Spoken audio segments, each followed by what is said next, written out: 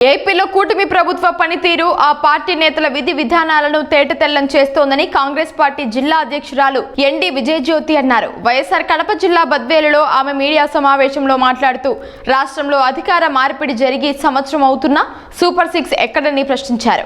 రాష్ట్ర ముఖ్యమంత్రి చంద్రబాబు నాయుడు, ఉప ముఖ్యమంత్రి పవన్ కళ్యాణ్ ప్రధానికి అంత దగ్గరగా ఉండి ప్రత్యేక హోదా ఎందుకు తీసుకురాలేకపోతున్నారో జవాబు చెప్పాలని కమలాపురం మెంబర్ డిమాండ్ చేశారు. 3 ఏళ్లలో రాజధాని కట్టడం కాదు, ముందు స్పెషల్ స్టేటస్ నుంచి డబ్బులు తెచ్చుకోవాలి. ఇక్కడున్న ముఖ్యమంత్రి గారు కానీ డిప్యూటీ సీఎం గారు కానీ ఫండ్స్ తెచ్చుకోవాలి. రాజధాని కట్టడం కాదు, ప్రజాక్షేమం కోసం ఏర్పాటు చేసిన సూపర్ 6 పథకాలన్నీ అమలు చేయాలి. పబ్లిక్ బాగుంటేనే కదా, ప్రజాక్షేమం ఉంటేనే కదా రాజధానిలో మనుషులైనా వచ్చి ఆడ పనులు చేసుకునేది. రాజధాని బిల్డింగ్ ముందు కట్టుకోవడం ముఖ్యం కాదు, స్పెషల్ స్టేటస్ కూర్చొని రాజధాని ఢిల్లీ వెళ్ళి ప్రధానమంత్రి గట్టిగా తప్పకుండా మీరు ఫండ్స్ తీసుకొచ్చి ఇక్కడ ఈ సూపర్ 6 పథకాలు ప్రజాక్షేమం కోసం కావాల్సిన వాటిని ఫండ్ వినియోగించి అందరికీ అందుబాటులో చేసినట్టయితే తర్వాత రాజధాని కట్టినా కూడా దాని ఉపయోగం ఉంటుంది. రాజధాని అవసరమే, కార్యకలాపాలు జరుపుకోవడానికి రాజధాని అవసరమే. అంతకంటే ముందు ఏ ఉద్దేశం, ఏ నమ్మకంతో మీకు ఓట్లు వేసి మిమ్మల్ని గెలిపించినారో ఆ నమ్మకాన్ని బొమ్ము కాకుండా చెప్పిన సూపర్ 6 పథకాలు, పెన్షన్ ఇచ్చినారు, గ్యాస్ సిలిండరు పర్వాలేదు ఓదో ఒక రకంగా, కానీ నిరుద్యోగ భృతి, ఉద్యోగాలు, ఫీజు రింబర్స్మెంట్, తర్వాత మహిళలకు ఇస్తా ఉన్నది, తర్వాత వీళ్ళకి ఫ్రీ, మహిళలకు బస్ టికెట్ ఫ్రీ ఇస్తా అనేది, రైతు రుణమాఫీ, అసలు దేశంలో రైతన్నలు ఎంత ముఖ్యము, గిట్టుబాటు ధర, ఇవన్నీ ఎక్కడ, ఇవన్నీ చేయండి. ఇవన్నీ మోడీ గారు వచ్చి 2 సార్లు శంకుస్థాపన చేయడం కాదు, మనకు స్పెషల్ స్టేటస్ సంపాదించాలి. అదే కాంగ్రెస్ ప్రభుత్వం అయితే రాహుల్ గాంధీ గారు ముందుగానే చెప్తున్నారు, కాంగ్రెస్ ప్రభుత్వం వస్తే వెంటనే ఫస్ట్ ఇంప్లిమెంట్ చేసేది ఆంధ్రప్రదేశ్కు స్పెషల్ స్టేటస్ అని. అది మనకు ఉపయోగపడుతుంది.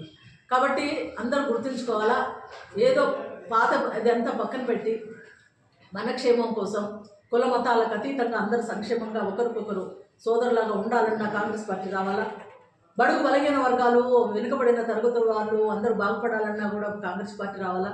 మహిళలు క్షేమంగా ఉండాలన్నా కాంగ్రెస్ పార్టీ రావాలా.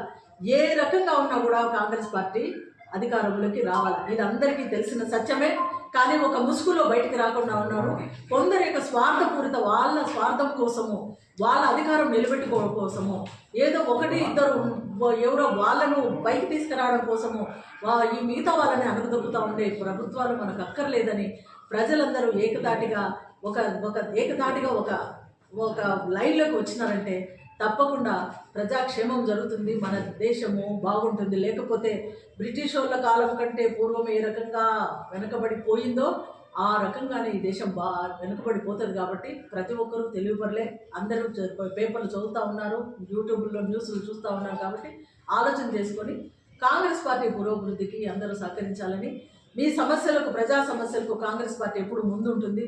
మా బీసీసీ అధ్యక్షురాలు షర్మిలారెడ్డి గారి నాయకత్వంలో ఈ ఆంధ్రప్రదేశ్లో తప్పకుండా కాంగ్రెస్ ముందుకు ఉంటుంది. ఎందుకంటే నిబద్ధతతో ఈ రాష్ట్రానికి పనిచేసిన వైఎస్ రాజశేఖర రెడ్డి గారు, దివంగత నేత రాజశేఖర రెడ్డి గారు ఏ రకంగా అయితే ఆయన మనకు ఈ రాష్ట్రం, మన ఈ కడప జిల్లా అభివృద్ధికి ఆయన పాటుపడినాడో అదే పట్టుదలతో వారు చేయడానికి సిద్ధంగా ఉన్నారు. ఆమెను వెనక్కి లాగాలని మొన్న కూడా రాజధానిలో ఎందుకు శంకుస్థాపన పోయినసారి మట్టి తెచ్చేసినారు, ఏమి జరుగుతుంది, ప్రజా సమస్యల కోసం, ఈ ప్రజాక్షేమం కోసం ఏమేమి అడగాలో ప్రధానమంత్రి గారి కోసం పోవాలంటే ఆమెను గృహ నిర్బంధం చేసి ఒక మహిళ అనుకోకుండా కూడా ఆ రకంగా అరాచకంగా చేసినారు.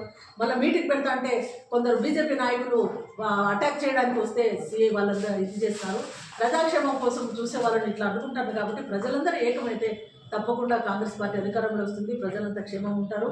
ఈ ఆంధ్రప్రదేశ్లో వైఎస్ షర్మిలారెడ్డి గారి నాయకత్వం, కేంద్రంలో రాహుల్ గాంధీ గారు ప్రధానమంత్రితో ఈ దేశం సుభిక్షంగా ఉంటుందని ఈ రకంగా మీకు తెలియజేసుకుంటున్నాను. Thank you వనండా. గవర్నమెంట్ అదే, కాంగ్రెస్ పార్టీ 108 రాజశేఖర రెడ్డి గారు పెట్టించే కాంగ్రెస్ పార్టీ అధికారంలో ఇప్పుడు ప్రజాక్షేమం కోసం చేసే ఫీజు రింబర్స్మెంట్, తర్వాత ఉచిత వైద్యము మా ఎట్లా పోయింది, అదంతా ఈ కాంగ్రెస్ పార్టీనే చేయగలుగుతుంది. వీళ్ళకి ఎంత చెప్పినా కూడా వీళ్ళు ఎవరు దాని గురించి ఆలోచన చేయడం లేదు. కాబట్టి ప్రజలు అవకాశం ఇవ్వాలా, ప్రజలు ఆలోచన చేయాలా, ప్రజలు కాంగ్రెస్ పార్టీని అధికారంలోకి తీసుకురావాలా. ఎంతసేపు ఏదో ఆ సమయానికి మాకే ఓడిస్తే మాకెందుకు, ప్రజల్లో మార్పు రానంత వరకు మన పరిస్థితి ఇట్లనే ఉంటుంది.